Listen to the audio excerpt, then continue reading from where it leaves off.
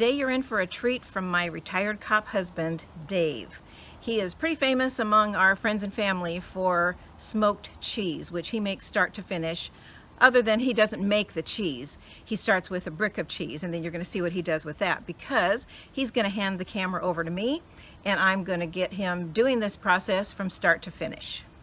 Hello, hey, today we are going to make some smoked cheese, and I'm going to show you from start to finish how to do that, or how I do it anyway. The important thing about cheese when you smoke it is you want to keep it under 90 degrees, otherwise it will melt.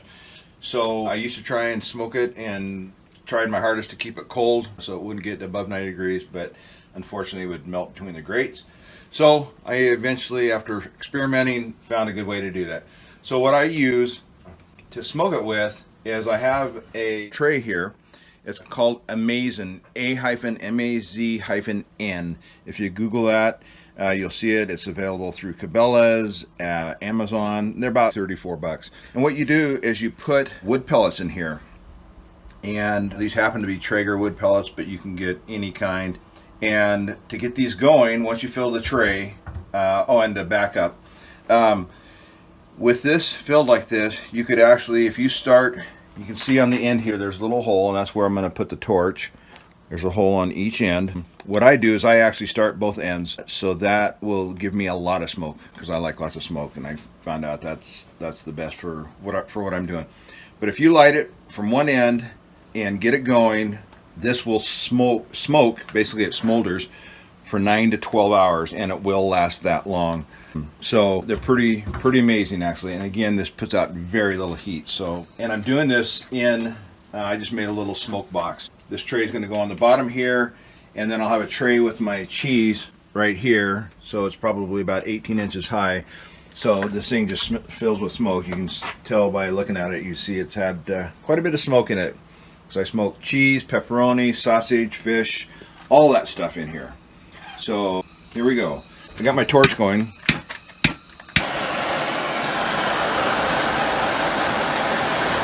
It takes probably about a minute of good, direct, hot flame like this to get it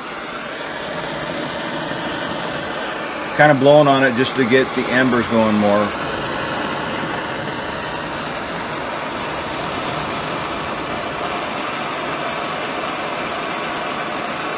Okay, so we don't have to watch a bunch of footage of me doing this, since you kind of get the idea. We're going to go ahead and turn the camera off now, and we'll come back when we've got it going.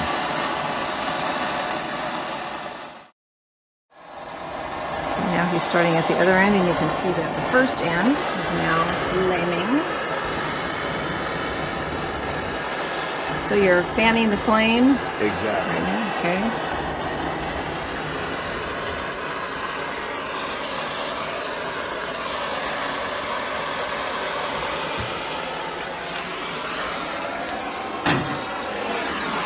Okay, now we're going to let it sit here and get a little bit hotter. With the flame will go for a little bit, and when we're ready to put the cheese in, I'll blow the flame out, and it'll just smolder for the time that we need it to.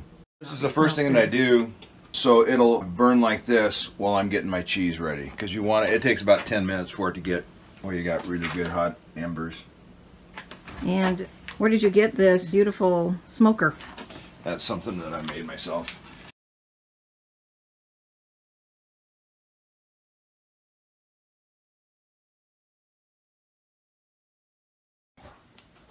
Okay, next we're going to be cutting the bricks of cheese. And the way we do this is I cut it into quarters lengthwise.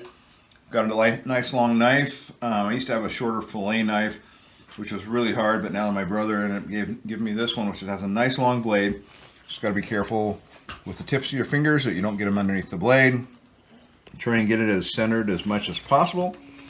And then just rock it as you're pushing down, back and forth. It doesn't come out exact, but I guess that's part of being homemade, is its imperfections.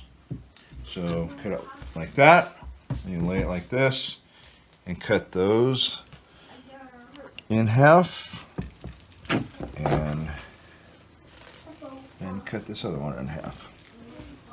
and then they'll go on the rack and in the smoker this way, and make perfect for when they come out to, you can see where I broke a little bit, but perfect to slice it for little pieces of smoked cheese to put on your crackers and whatever else.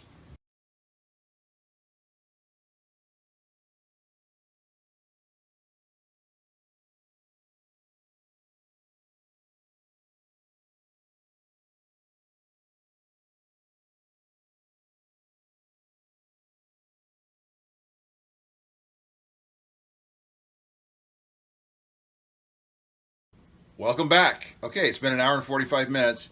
As you can see, still got a lot of smoke coming from my unit here. Take a look at the pellets. See how the pellets, there's still a lot of smoke left, and they could be smoking like that for another 4 or 5 hours. But see, if you put your hand like right up here, you can hardly feel any heat at all. And so here's the cheese. If you take a look at the cheese, it's still cool to the touch. Probably, I don't know, it's hard to say what temperature it is, but it's not anywhere near 90. So that's why it held its shape. And so what we'll do now, we'll take this out and let it sit in the room for a little bit, and then we'll vacuum seal it later. Okay, we're here at the last step, which is packaging the cheese away. Here's a brick of our smoked Colby cheese. Smells smoke. So what I do is I usually get the vacuum seal bags from Costco, and I take the roll and slice what I think is going to be of the right amount, because you'll need to put a seal on one end of the bag, because this is a continuous bag. So you put it on seal on one end of the bag,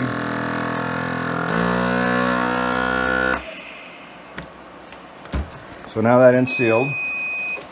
Now you put the cheese in here, and that end in there.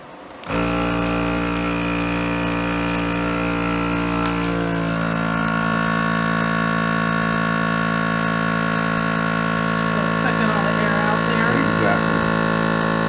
Sucking out all the air.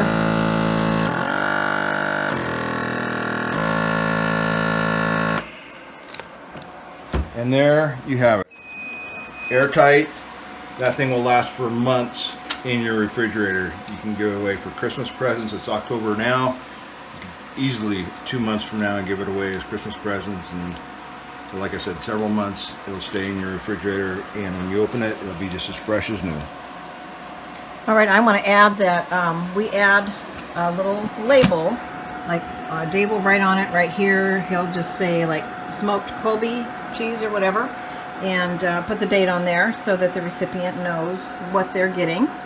And if you're going to do a topper and you're going to staple, you've got to make sure that you don't staple inside here, because that's where the air is. You'd have to staple right out here, like at least 1/4 of an inch away from that edge. Or you could do it out here on the other side of that seal. So you could do it out here. You could staple something on there.